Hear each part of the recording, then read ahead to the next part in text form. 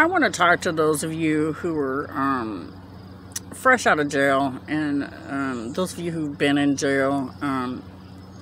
I used to do jail ministry when I was secretary of Tony Blackamore's church, and I'm going to tell you that it's beautiful to see all these people who are locked up repent and to seek God. The problem is, after most of these people get out of jail from being incarcerated, they just forget all about God. He's there when they need him, when they're locked up and they're alone. But once they get out,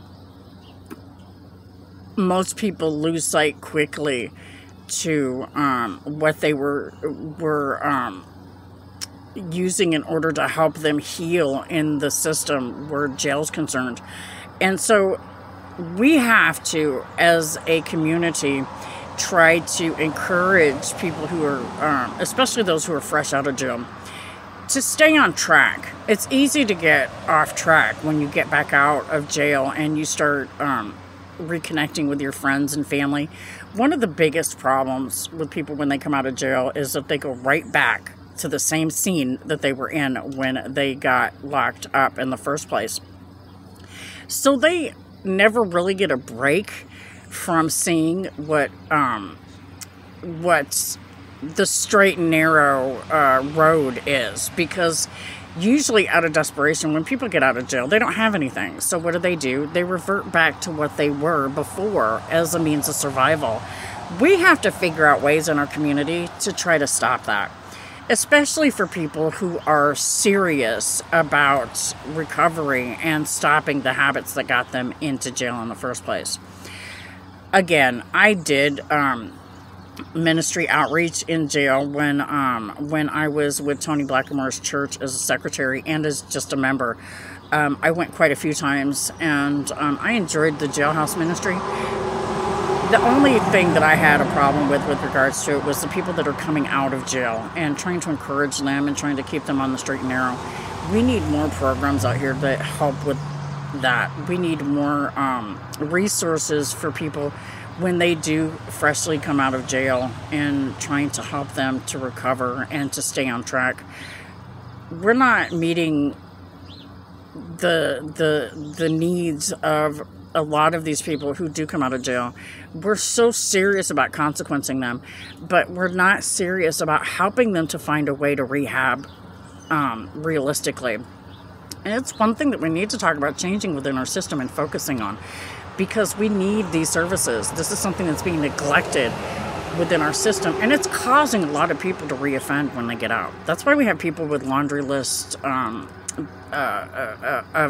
jail offenses and crimes that they keep being charged with over and over again, because we're not getting to the core of the issue, and we're not trying to resolve what's going on with these guys that's taking them back to the initial problems that got them in jail in the first place. And until we start to change how we do things within the system where that's concerned, we're not going to have success. I've watched people who have recovered. I've helped people recover. I've encouraged people to recover. I've counseled people. And so I have an understanding basically of to what is needed. And it's not the people within the system. They're just not being heard. The people like me who are trying to tell people, hey, these are the problems that we really have and we need to resolve this stuff. We're not being heard. That's an issue that we all need to address and start being more realistic. We've got a lot of people who are obstructing within our political system that we need to basically do something about. Some of these people are committing crimes right in front of our faces, and we're not doing anything to stop that. But you want to keep going after the same people who are reoffending for whether it be for a drug addiction or a sex addiction, gambling, whatever their core issue is. We're not getting to the bottom of it. Part of the reason is because we've got these politicians who are blocking that from happening. We need to do something about that, because they're so money hungry. They're taking all of the money that we need in order to produce reasonable, realistic programs, and they're wasting it. They're blowing it, sending it overseas, putting it into things that really don't matter, and using it to encourage people to not work and to sit on their butts, while taxpayers foot the bill for that. These are real issues and problems that nobody's addressing. And it's the reason that people are mad and frustrated. It's something we need to really realistically think about doing something about. Jailhouse ministry is super important. What's even more important is making sure that it continues after the person's been incarcerated. We're not doing anything to stop these people from going into the community and reoffending.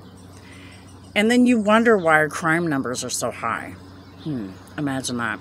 God bless America. Have a blessed day. And back the badge.